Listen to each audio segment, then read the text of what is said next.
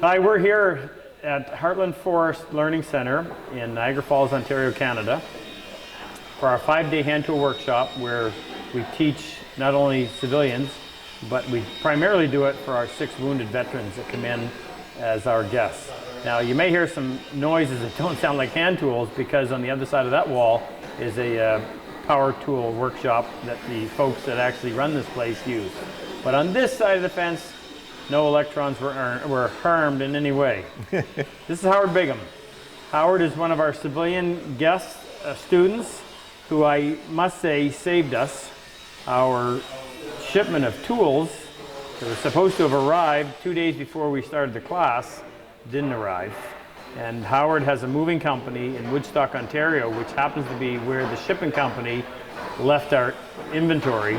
And he was kind enough to have one of his drivers pick it up on Tuesday and get it here. So we had a successful week because of Howard. So thank you. Thank you before, I'll thank you again. Happy to help. What I'd like you to do is, you came here, I'm not sure what expectations you had, but in a nutshell, can you tell us what you've learned and how it's helped your woodworking?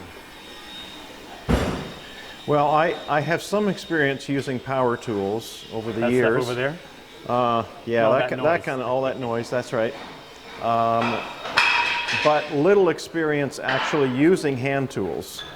I didn't know how to sharpen, and as you've made very clear, you can't really use a hand tool unless you can sharpen it. So the sharpening and how to use the equipment you recommend is hugely important. And I've learned some of this subscribing to your videos, which are great, but actually seeing you do it live is a step up and certainly well worth attending. So the sharpening is big. I've actually made a dovetail for the first time in my life, despite buying some of the stuff you recommend last fall. It's actually intimidating to try it until you see it done live, and I actually did it, and now I'm willing to get over the fear of failure to actually try it myself. I saw your dovetail, it was excellent. Your very first one, might add. Thank you. Now what I want you to do is tell them how your experience has been being here with these combat wounded veterans. Well, as I said to one of them, we all hear about PTSD or D, whatever it is. PTSD. But until you've actually met someone who has been through combat and the effect of that on their emotions, it doesn't quite have the same effect as just being aware of it intellectually. So meeting and talking to these fellows and getting to know them as persons, kind of like the woodworking, it steps it up and makes it real in a way which is much more meaningful. Thank you. Now, would you please address people who are watching this, maybe thinking about coming as a student?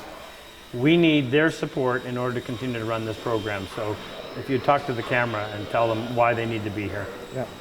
Well, first of all, through the course of Rob talking about this, it becomes very clear that this really is a sincere desire to utilize your woodworking skills in a way to help people, not only to do woodworking, but to help them in their lives. And it's become clear that a lot of these guys actually spend a fair amount of time alone at home, and to be able to use woodworking as a means of helping them accomplish things is very evident, and it's very, very worthwhile. This is not a business gimmick. It is a mission that Rob and his son have. It's very clear, it's real and sincere, and I respect and appreciate that. So any support that suppliers or individuals can give, I believe is really worthwhile. Yeah, I forgot Luther. And unfortunately, Luther wasn't able to be here with us this week because he chose his wife over us. Can't figure that out, but he'll be here next week. But he is the glue that, pardon the pun, he's the glue that makes all of this work. He works tirelessly organizing it, and it works like just unbelievable, military style. So, Luther.